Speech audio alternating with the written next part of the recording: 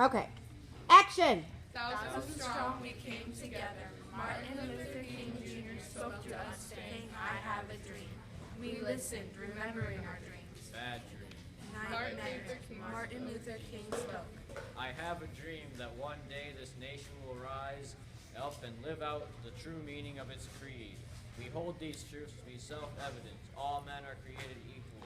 We listen, remembering. I remember a hot summer day in a swimming pool. Laughing children splashed in the cool water. I pointed to a sign by the gate and asked, what does that say? Whites only. Learning those words was easy. They were all over town in store windows. Whites only. In city parks. Whites only. Martin Luther King spoke. I have a dream that one day sons of former slave owners will be able to sit down together at the table of brotherhood. We listen, remembering. I remember going to the movies. Black people couldn't enter the front door or sit downstairs like white people did. Black people had a special side door that led to the back balcony, the colored section. On buses, the first rows were for white people. If those seats were empty and the rest of the bus was full, black people had to stand. If the first rows were full and more people got on the bus, black people had to get up so white people could sit. Martin Luther King spoke. I have a dream that my 4 little children will one day live in a nation where they will not be judged by the color of their skin, but by the content of their character. We listened, remembering. I remember my friend Nancy. Together we searched for caterpillars, looked at picture books, dressed our dolls, giggled. One day they told us, you can't play together anymore. Black children and white children can't be friends. Martin Luther King spoke.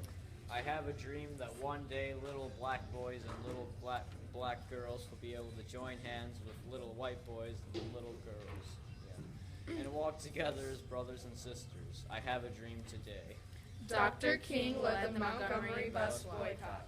One day, Miss Rosa Parks boarded a city bus in Montgomery, Alabama. She was tired. She sat down. Get up, the bus driver said. Give this white man a seat. Miss Parks said, No.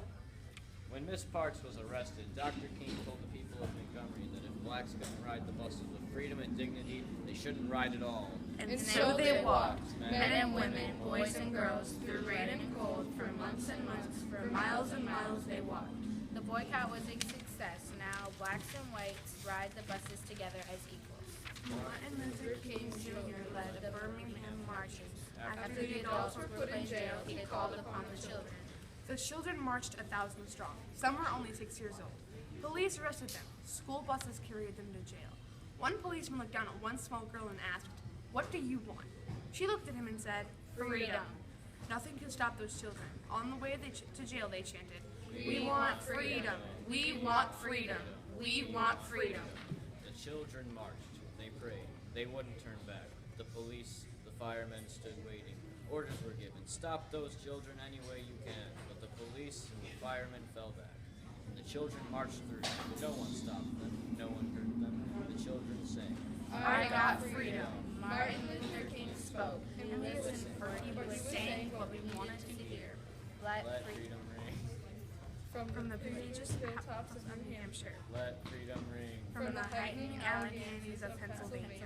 Let freedom ring. From the snow-capped Rockies of Colorado. Let freedom ring. From the curvaceous slopes of California. And when we allow freedom to ring, when we let it ring from every village and hamlet, from every state and every city, we will be able to speed up that day when all God's children, black men and white men, Jews and Gentiles, Protestants and Catholics, will be able to join hands and sing in the words of that old Negro spiritual.